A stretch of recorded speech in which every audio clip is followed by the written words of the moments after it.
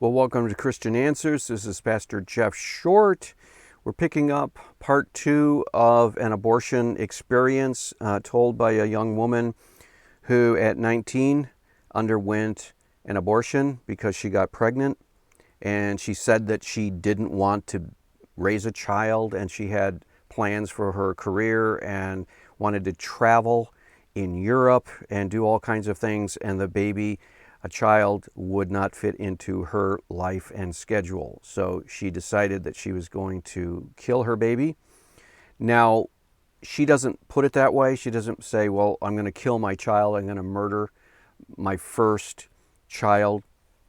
She's putting it in terms of, I made a choice because child raising was not, I was not ready for that yet, and so on and so forth. So society, our evil, wicked society, the society that is under the judgment of God and will be destroyed unless something happens, our Western world has given young women like this a right to kill their child. Now, it isn't a right from God. It's a fake right. It's not a human right, but it's a manufactured, artificial, synthetic right that rebellious, sinful people have given women to kill their child. And so this woman is telling the story of how she went to an abortion clinic. So that's where we pick up the story. Let's pick up the story there. Made sure that it was first thing in the morning because I heard about, pro-life protesters, and I was not strong enough to deal with someone screaming in my face that I'm a sinner and I'm going to hell and I'm a murderer, because I have decided to get rid of a cluster of cells that was growing in my body. Okay, this is pure rationalization, and she's trying to talk herself out of the gravity of the sinful thing that she did. She wanted to go early because she had heard that there were pro-life protesters telling her that if she had this abortion, she would be a murderer. Well, you know what? They were right. And she said that they would tell her that she's a sinner and that she's murdering the child in the womb. And she didn't want to hear that. But here's the irony. Everything they said was true. Everything they said was actually factually correct. And she didn't want to hear it because she wanted to live in denial. She wanted to deny reality. First of all, she wanted to deny that the baby in her womb is a human being and is a baby. She wanted to deny that. You heard her say it right there. She said, what I wanted to do was have a clump of cells removed from my body. Really? Seriously? Is that what biologically is growing in your body, a clump of cells? Is that how biologists talk about it? Is that how science talks about it? What's happening within you're having a clump of cells multiply in your body. Oh, okay. No, that is not how medicine, that is not how doctors, that is not how science talks about what is happening to her. They describe what is happening to her as the normal, natural, human development of a baby. That's what she wants to deny. And by her using the language of it's just a clump of cell, she's telling us that she's in deep denial. She is suppressing. That's what Romans says in the Bible, in the New Testament. The Apostle Paul, when he wrote to the Romans, he said in the first chapter, he said that sinful people suppress the truth. They hold it down. They don't want it popping up. They want to hide the truth, to conceal the truth, to pretend the truth is not there. And that's exactly what this young woman is doing. She's saying, it's a clump of cells that I want removed from my body. She knows it's not that. She knows it's more than that. Yeah, the baby in her that's developing into a full-fledged human being, adult, after it's born. See, we're all on a stage of development. That baby within her is on a stage of development, just like a 5-year-old is on a stage of development, just like a 50-year-old is on a stage of development. Human beings are all on a stage of development, and they're not just clumps of cells. You could characterize any human adult as a clump of cells. Mostly, what did the Star Trek creature describe humans as? A bag of mostly water and meat. A meat bag of mostly water. Yeah, you could, carbon-based unit. You could describe it all kinds of ways. But she's just playing games here. She knows that what they were actually saying outside the abortion clinic was true. That she is going in there to have her baby killed, and that would make her a murderer. Yes. And at that early, that is how I view it. I think about it all the time. Don't get me wrong. It was hard for me. Why do you think about it all the time? If they just removed a clump of cells, why are you thinking about that all the time? Do you think about things when, say, like doctor removes the wart on your foot or some growth on some part of your body after that operation? Do you think about it all the time? No. Why are you thinking about this if it's just a clump of cells? No, she knows it's not just a clump of cells, and she's trying to live a lie, and that's why she thinks about it all the time, because it bothers her conscience. God created all people in the image of God. They have that moral conscience inside of them telling them what's right and wrong. She violated that. So anyways, my mom and I get there. They give you a sheet to sign in with. They let you in. It's a locked facility, so you have to be buzzed in. I get in, I read over, what to expect, and, how I'm going to feel afterwards, and the aftercare, and all this stuff, and fill out a whole bunch of information. Then we wait for a bit, and a counselor brings you into their office. And it's an all-female facility, by the way, which I really appreciated. So I go into the counselor's office, and she says, are you here of your own free will?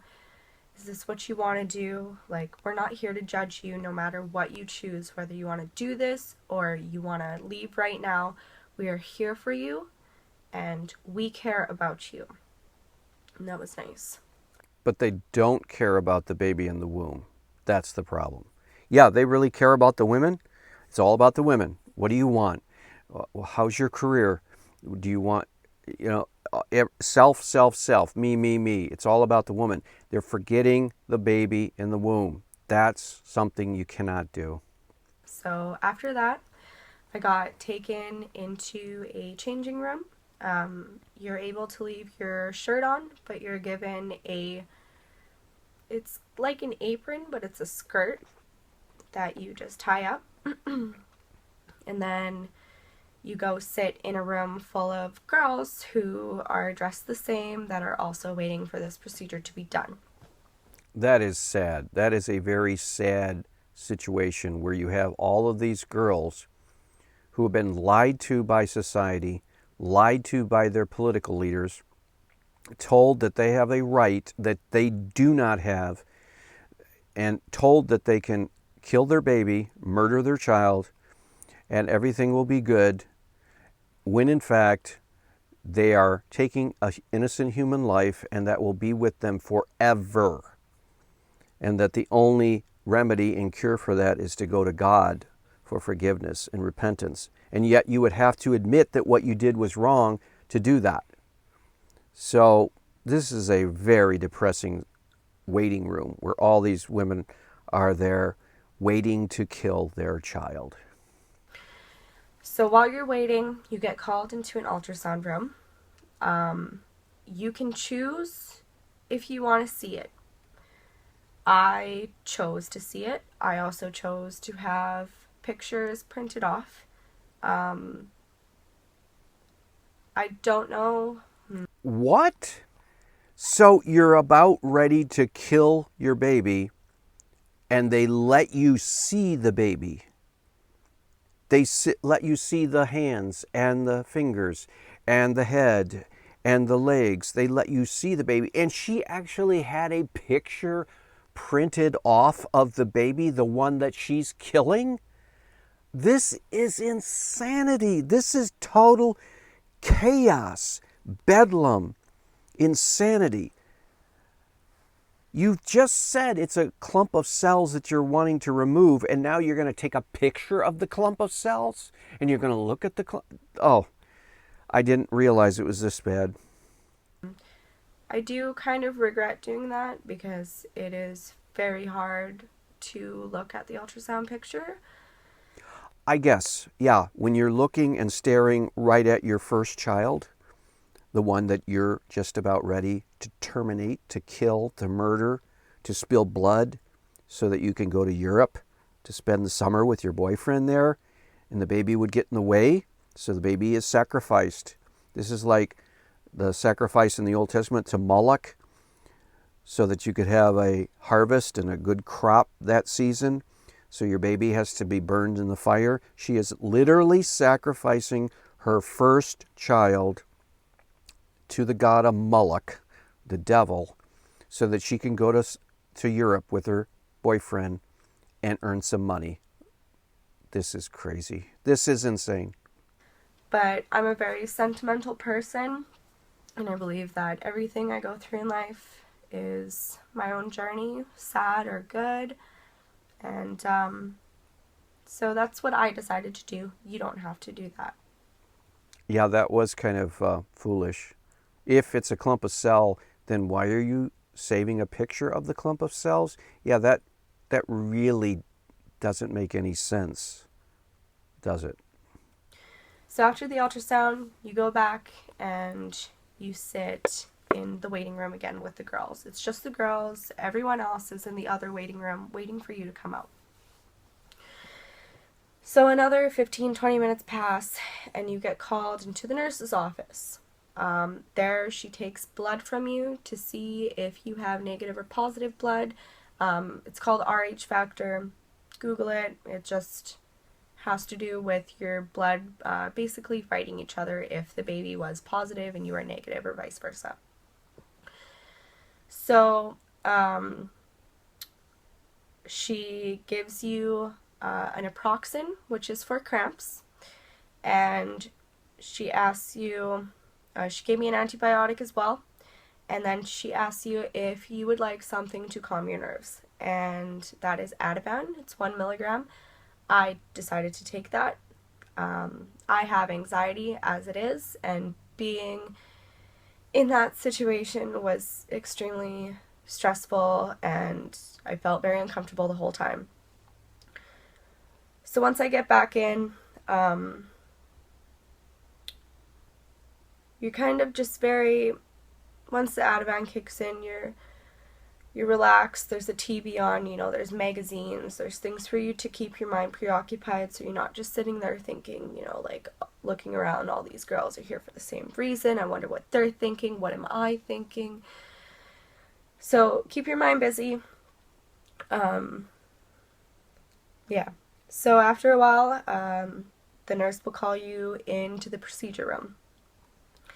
Once you're in the procedure room, the doctor comes in, says hi to you. She told me that she's going to take very good care of me, and that it would all be over very soon.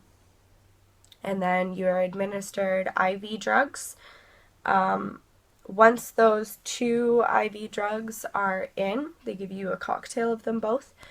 Within 5 seconds, your world is pretty, I don't know. I remember looking up at the ceiling, and they had tiles, kind of like what my room has here. And I was looking at those, and everything was just swirling, And all I could feel was maybe a little bit of pressure. The whole procedure lasted about 5 or 10 minutes. It wasn't actually, I think it was less than that. It must have been like 4 or 5 minutes. Yeah, she felt as they were killing her baby. She felt as they were ripping and pulling that child's limbs apart, literally, and sucking them down a vacuum cleaner to a garbage pail.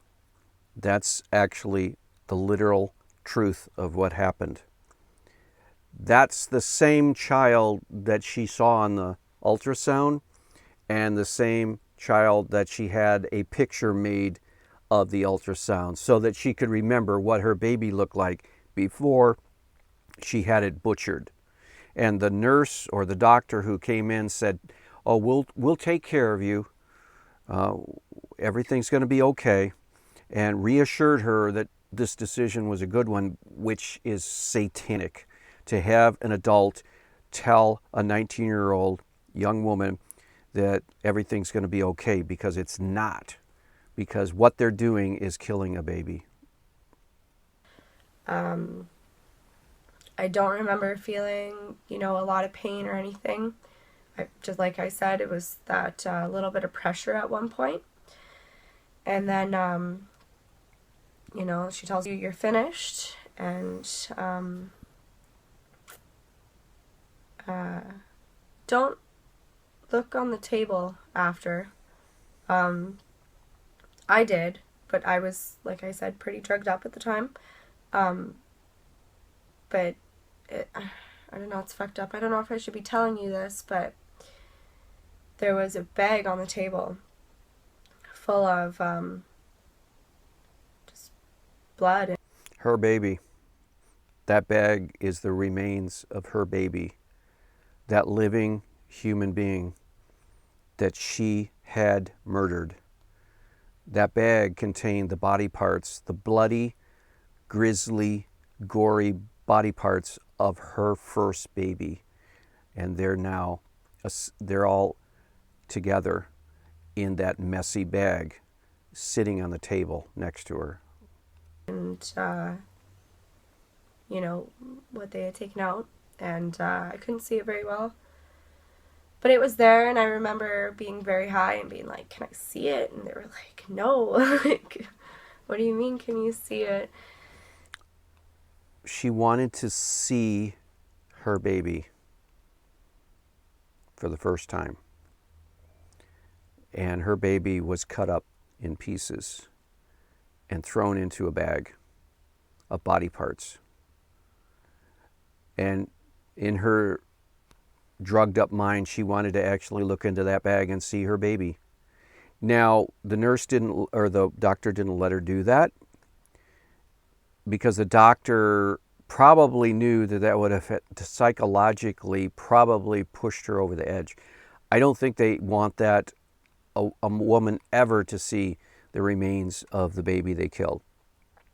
And it probably really would have psychologically damaged this young woman if she had actually looked into that bag, because she would have seen the reality of what an abortion is. And it wasn't just a clump of cells.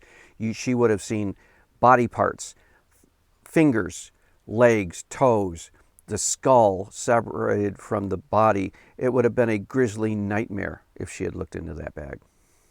Whatever, I was very high. And they put you into a little chair, and they give you a heat pad, and ask you if you need a drink. And I had some water, and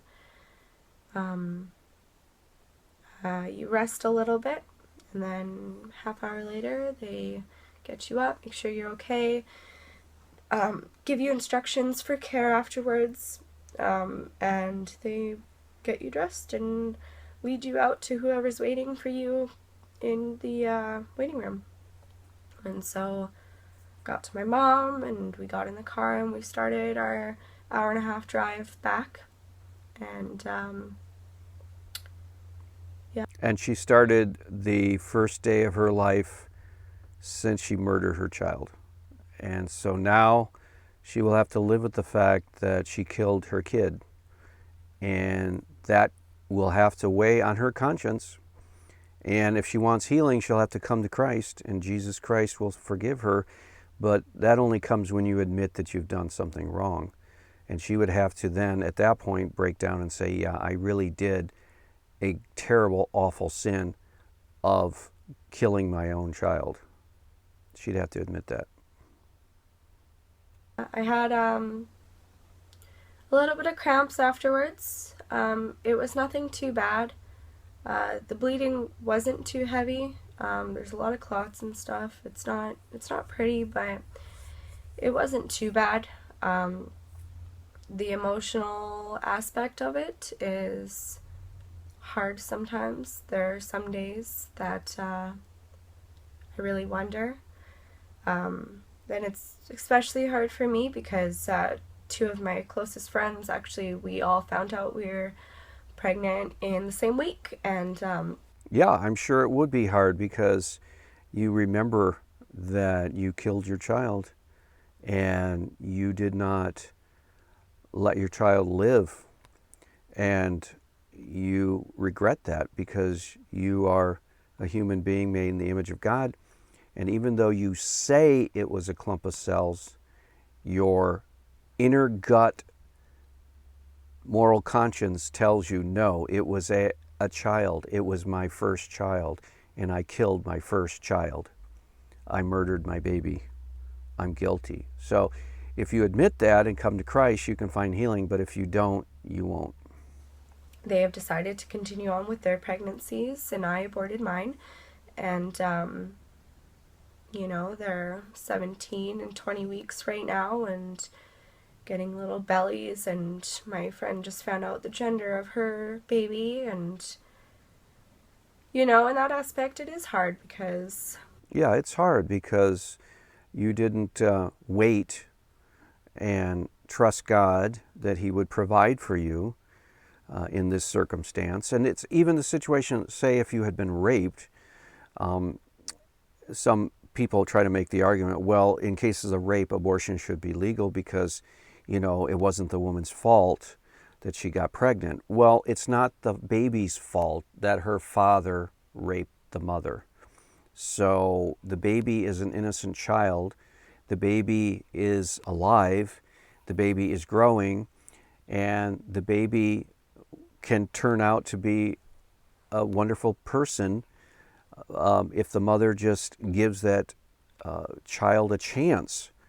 And so there really isn't justification for killing a child for any reason, rape or incest or unwanted pregnancies or whatever. It's that human life deserves respect, and simply because they're made in the image of God and they deserve that life. So yeah, it's going to be hard for you because you interrupted that process and you jumped ahead and were impatient, didn't trust God and violated His will, and now you're going to live with a guilty conscience. some days I wish I was pregnant and that I wish, I wonder what my belly would look like and, would I be having a boy or a girl and, what would my life be like right now? But then I look back on it and I realize that, I spent the entire summer in Europe and I did a lot of amazing things and I cycled most of Europe and, I got to make lots of money and work and Oh, that's it. That's definitely worth killing your baby for, making lots of money. You got to cycle all throughout the Europe, and you had a lot of fun, and you got to spend time with your boyfriend, and all of those you were willing to pay the price of killing your child.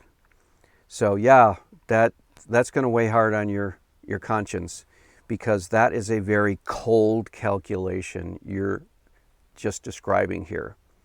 She doesn't realize it or not, but that is a very cold-hearted calculation. You were willing to sacrifice your first baby in order to have those experiences in Europe and make money, lots of money, you said. enjoy life. And so in that aspect, I don't regret it. I know. Yeah, because you got to do all those nice things. So yeah, the price for doing all those nice things was the sacrifice of your child. Okay, you live with that. I did the best that I could given the circumstances that I was dealt. No, you didn't. The best that you could have done was to keep that child and give it up to adoption, or keep that child and try to raise it on your own as a single mother, and miss out on Europe, and miss out on making a lot of money, and miss out on meeting up with your boyfriend and having a great summer vacation and bicycling around Europe. Yeah, you would have missed out on all those, but you would have had a beautiful baby, and you would have loved that baby, and that baby would have loved you, and that would have been the best in your circumstances. So don't say, I made the best choice for me in that circumstance. No, you didn't. You made the absolute worst choice in those circumstances because you killed your own baby. And I know it was the right choice for me. So, by what standard? No, it was not the right choice. By God's standards, by the moral standard that He has laid out, you made the worst possible choice. What worse choice could have been made than to kill your own child? I don't regret it, but I do think about it. Well, that means it bothers you. That means you have a guilty conscience. So you're saying, I don't regret it, but yeah, you do regret it because there's a sadness there. And there shouldn't have been a sadness if it was just, like you said, a clump of cells. It is hard sometimes, especially like last night was a tough one for me. I did a lot of writing. And so that's why you don't spend a lot of time writing, and you don't have tough nights about some doctor removing a skin tag or skin growth from you, right? But you do this. Why? Because this was a human life, and the skin growth, the skin tag is not a human life. It's a big difference. You know it.